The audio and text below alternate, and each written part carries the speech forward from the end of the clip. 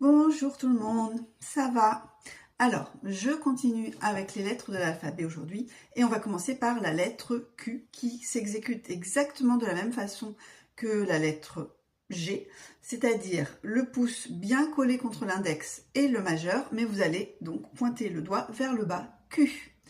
Il n'y a pas réellement de mots commençant par la lettre Q qu'on va utiliser donc en langue des signes avec cette forme de main-là. Donc je vais vous montrer la suivante, qui est la lettre R, qui va être beaucoup plus intéressante. Donc là, en fait, on va croiser les doigts de cette manière-là. Donc le majeur est derrière l'index.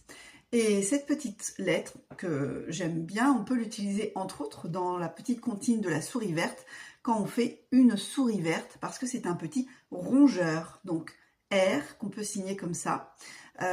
Voilà, il y a aussi d'autres signes bien sûr et d'autres mots qui commencent par la lettre R qui nous permettront de l'utiliser. Je vous en montre un petit deuxième. Par exemple, c'est la couleur rose. Donc il y a deux signes pour cette couleur, mais je vous en montre un avec le R.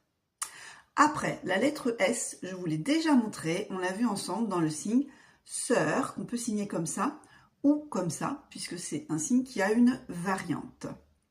La lettre T, attention, là aussi, dans une vidéo précédente, je vous en ai parlé parce qu'elle ressemble beaucoup à la lettre F, mais la lettre T, ça va à l'intérieur. Il y a une petite histoire très mignonne, c'est le petit pouce à froid, il est à l'extérieur, il rentre se faire un petit T à l'intérieur, et la lettre T, on peut l'utiliser pour un membre de la famille, et ce membre de la famille, c'est la tata. Là, on descend en alternance, donc de haut en bas, et ça, c'est la tata.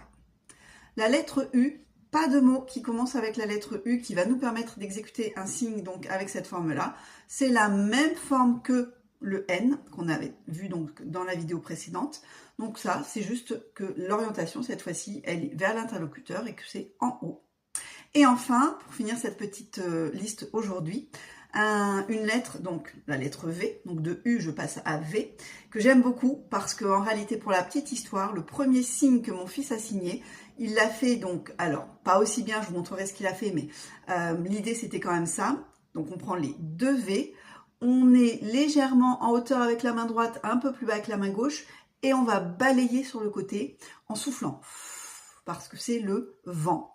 Et le premier signe que mon fils a fait, c'était le vent. On se promenait un soir et au lieu de faire évidemment vent de cette manière-là, il a fait comme ça. Mais j'ai reconnu son signe et vous auriez vu son visage, c'était adorable. Voilà pour aujourd'hui. Donc on les revoit ensemble. On a vu Q, R, S, T, U, V.